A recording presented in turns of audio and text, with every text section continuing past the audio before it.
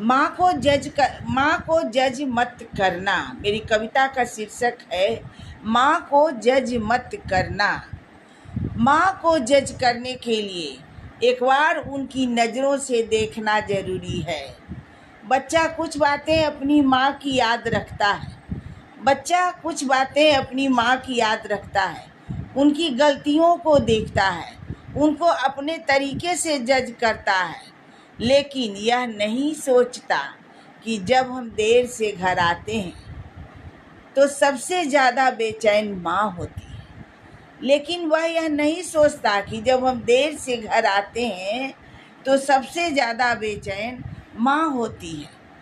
माँ की डांट, उनकी शक्ति, ये सब हमें याद रहती है, लेकिन अक्सर हम ये भूल जाते हैं कि उसी माँ ने हमारी मुस्कान को कायम रखने के लिए अपनी कितनी खुशियाँ कुर्बान कर दी। अक्सर हम ये भूल जाते हैं कि उसी माँ ने हमारी मुस्कान को कायम रखने के लिए अपनी कितनी खुशियाँ कुर्बान कर दी। माँ को भी दर्द होता है, माँ को भी दर्द होता है। कई बार वो अंदर से टूट जाती हैं। वो भी एक इंसान है, वो भी एक इंसान है। माँ कोई मशीन नहीं होती है, वो भी थकती है। माँ कोई मशीन नहीं होती, वो भी थकती है, लेकिन फिर भी वो मुस्कुराकर इसलिए खड़ी होती है। लेकिन फिर भी वो मुस्कुराकर इसलिए खड़ी होती है ताकि उसका बच्चा कमज़ोर महसूस ना करे, ताकि उसका बच्चा कमज़ोर महसूस ना करे। हो सकता है कि अपनी माँ को पूरी तरह परफेक्ट नहीं लग रही हो सकता है कि आपकी माँ पूरी तरह परफेक्ट नहीं लग रही हो, लेकिन जैसे भी रही हो वो आपके लिए समर्पित रही हो। लेकिन जैसी भी रही हो वो आपके लिए समर्पित रही हो। उसने को दिल से चाहा है, उसने आपको दिल से चाहा है।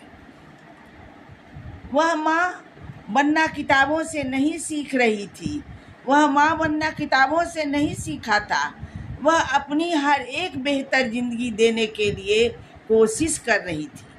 वह अपनी हर एक बेहतर ज़िंदगी देने के लिए कोशिश कर रही थी ताकि आप हर पल को सुकून से जी सकें, ताकि आप हर पल को सुकून से जी सकें, ताकि अपनी छोटी छोटी ख्वाहिशें ताकि आपकी छोटी छोटी ख्वाहिशें पूरी हो सकें। कई रातें ऐसी थी जब वह खूब रोई होंगी, कई रातें ऐसी थी जब वह खूब रोई होंगी, लेकिन सुबह आपके सामने मुस्कुरा कर खड़ी हो गई। लेकिन सुबह आपके सामने मुस्कुरा कर खड़ी हो गई। उसने अपनी ज़रूरतें छोड़ी ताकि आपकी ख्वाहिशें पूरी हो सके।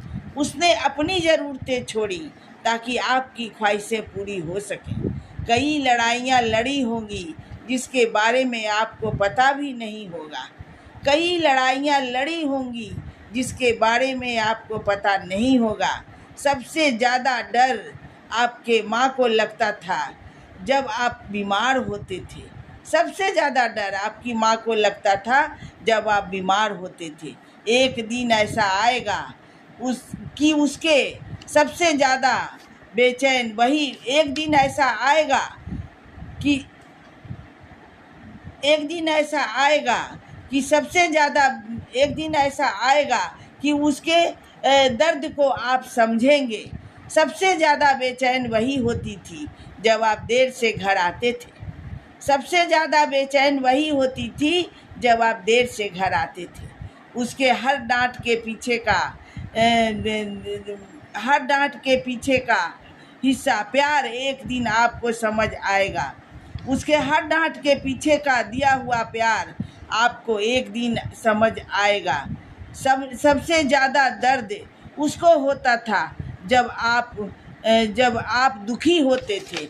सबसे ज़्यादा दर्द उसको होता था जब आप दुखी होते थे। उसकी हर